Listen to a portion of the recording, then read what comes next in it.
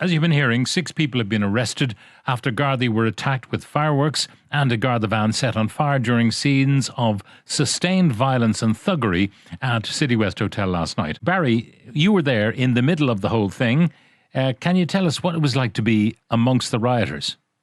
It was just sheer chaos, Pat. Anarchy on the streets of southwest Dublin is the only way I can describe it.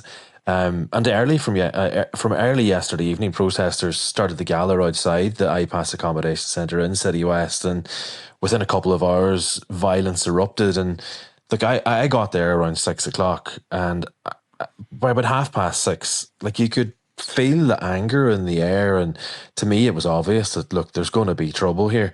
Just to tell us how you learnt about the riot. I mean, we were told it was organised online. I mean, were you tracking those kind of messages?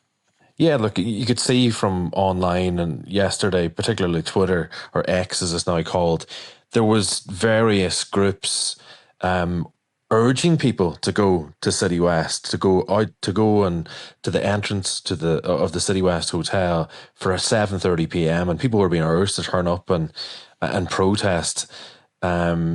But yeah, when I arrived, Pat, it was obvious that these, not everybody, but quite a lot of people who had turned up from 6:30 p.m. onwards were there not to peacefully protest. They were there to cause trouble, and there was people there with tricolours. So you could get beyond the entrance. You could get to the first roundabout as you go into the Citywest complex. But then there was a Garda barricade, so you could get as far. You could maybe get about 100, 200 yards in the hotel, but then you came to the Garda barricade. So protesters kind of went to that. Once the protesters arrived and were going towards this Garda barricade at the first roundabout, then you had people packed in there.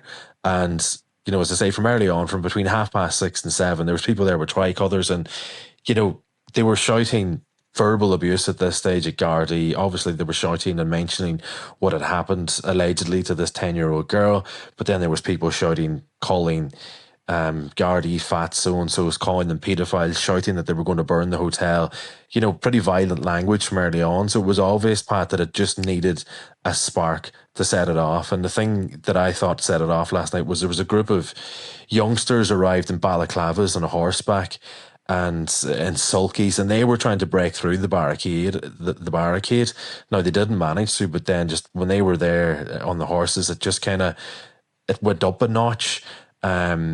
And that's when the violence erupted. Soon after that, then the Garda van was burned, and, you know, stones and bottles were thrown, fireworks were launched at Gardaí, traffic cones were thrown, wheelie bins set on fire.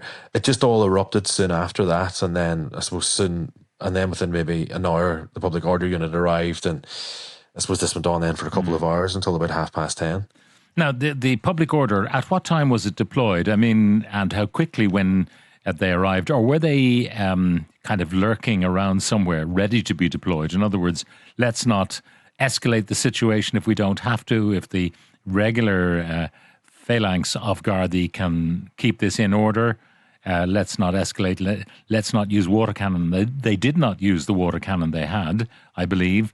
So what time did they finally deploy the public order unit? I think it was between 7:30 and 8 o'clock, Pat, that the public order unit arrived. So if you were following this online, the protest was due to begin at 7:30, but it did kind of start maybe 30, 45 minutes before. Could the public order unit have arrived sooner? Part of me, when I was there last night, thinks that they should have been there from the start, but then maybe there's a chance trouble erupts sooner if the public order unit are there. But, you know, at the point when these young guys arrived in balaclavas on the horseback, Pat, like, at one point they surrounded, let's call them soft hat Gardaí. There was 4 or 5 members, and they surrounded them, and then there were sulkies, and there was the horses, and the crowd started to surround these 4 members.